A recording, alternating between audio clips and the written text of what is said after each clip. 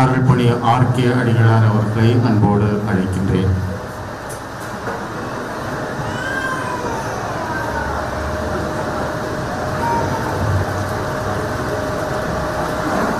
அவையவர்களே,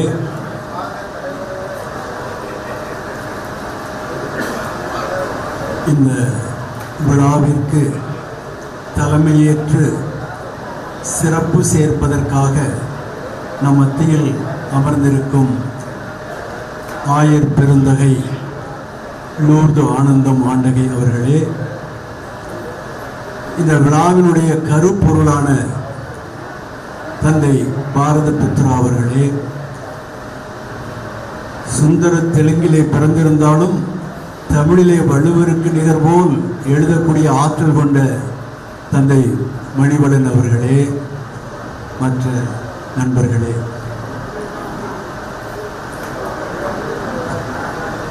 பேரறிஞர் அண்ணாவை பற்றி கலைஞர் இப்படி ஒரு கவிதையிலே எழுதியிருக்கின்றார். அதையே சொல்லி நம் ஆயரை முதலிலே வரவேற்போம். தலைவர் என்பார், தத்துவ மேதை என்பார், சொல்லாற்றல் வித்தகர் என்பார், மாணிக்கம் என்பார், எழுத்தாளர் என்பார், நிர்வாகி என்பார், இமயம் தொடுகின்ற சாதனையாளர் என்பார்.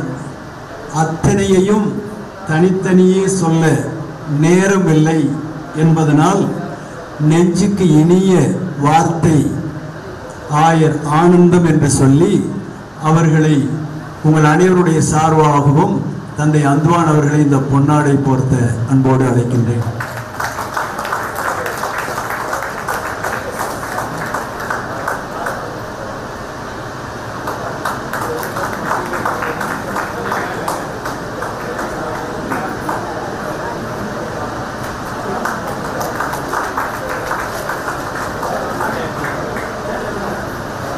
நான் சொல்கிறேன் பாருங்க, அந்த சென்னை சில்க்ஸில் போய் இருக்கிறதுலே காஸ்ட்லியான பொன்னாடை வேணும்னு கேட்டேன். அவங்க என்னை எல்லாரும் மேலே எங்களையும் பார்த்து பெனாரஸ் சில்கில் ஒன்று இருக்குது, அதை கொடுங்கன்னு சொன்னேன். அதை வாங்கினா ஒரு கிஃப்ட் வேற ஃப்ரீயாக ஒன்று கொடுத்தாங்க. அந்த பொன்னாடையை தான் இப்பொழுது ஆயர் அவர்களுக்கு போர்த்துகிறோம். வேறு யாருடைய கழுத்திலோ போட்ட பொன்னாடை அல்ல, நானே வாங்கி வந்த அந்த பொன்னாடை. அதன் பிறகு நமது தந்தை பாரத புத்ரா அவரை பற்றி நான் சொல்லி நீங்கள் அறிய வேண்டிய அவசியமில்லை. 208 சொற்பொழிவுகளை செய்து மக்கள் சக்தியை திரட்டிய மார்ட்டின் லூதர் கிங் தன் இயக்கத்திற்கு ஆற்றலை இயேசு தந்தார், காந்தி வழிமுறையை வகுத்தார் என்றார். பாரத புத்ரா என்ற இந்த இறை அடியார் பக்திக்கு வடிவமைக்கும் மனம் கொண்ட இயேசு சபை குரு. கண்களை மூடியும் மூடாமலும் கனவு கண்டவர். தந்தை அந்துவான் சொன்னது போல சவேரியார் என்று அழைக்கப்படக்கூடிய அளவிற்கு ஆன்மீகத்திலே ஈடுபாடும் ஆற்றலும் கொண்டவர். பணி வாழ்வில் மன்னர் என்று சொன்னால் அது மிகை சொல் இல்லை.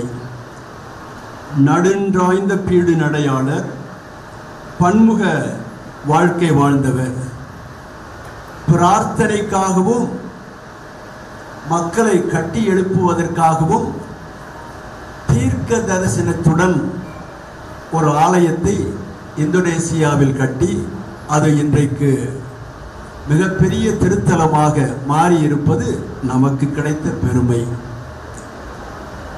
இது இவருடைய கலாச்சார தேசியவாதம் என்று கூட எனக்கு சொல்ல தோன்றுகிறது. காரணம், அந்த திருத்தலத்தினுடைய மூலம் வேளாங்கண்ணி அன்னை. வேளாங்கண்ணி என்று சொல்லுகிற போது 3 காரியங்களை நாம் எண்ணிக்கொள்ள வேண்டும். அந்த 3 காரியங்கள் ஆங்கிலத்தில் சொல்லுகிறேன். பெஸ்டோவ்டு ப்ராஸ்பெரிட்டி, அந்த பால் பொங்குவது, வளமை செழிப்பது அதற்கு அடையாளம். ஹீலிங் பவர், முடமானவனை குணமாக்கியது ஹீலிங் பவர்.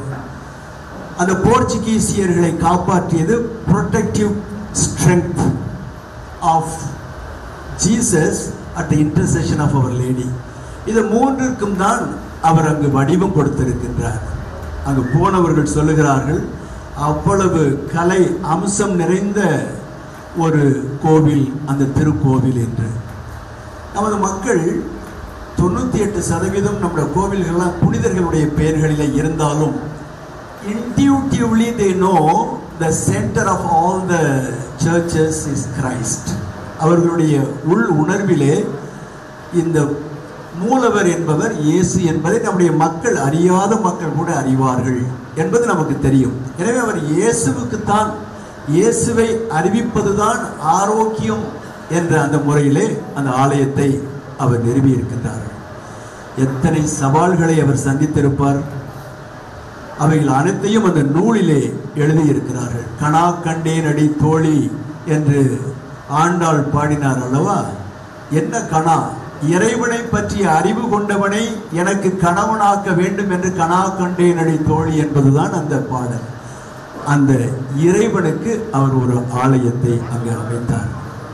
சுருக்கமாக ஊவே சாமிநாதர் அவரை பற்றி பாரதியார் இப்படி சொல்லுகிறார்.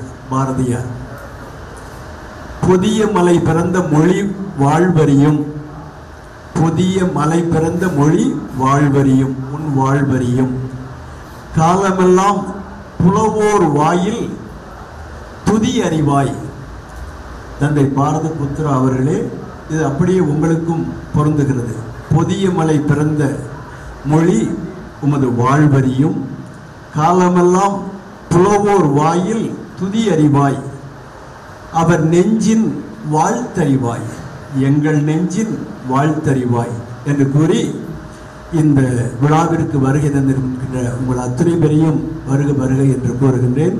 இப்பொழுது தந்தை பாரத புத்திரா அவர்களுக்கு ஏலக்காய் மாலையும் முடியும் சூட்டப்படும். ஆயர் பெருந்தகை அவர்களை அதை மாலையை சூட்டி கிரீடம் அணிவித்து கௌரவிக்க அன்போடு கேட்டுக்கொள்கின்றேன்.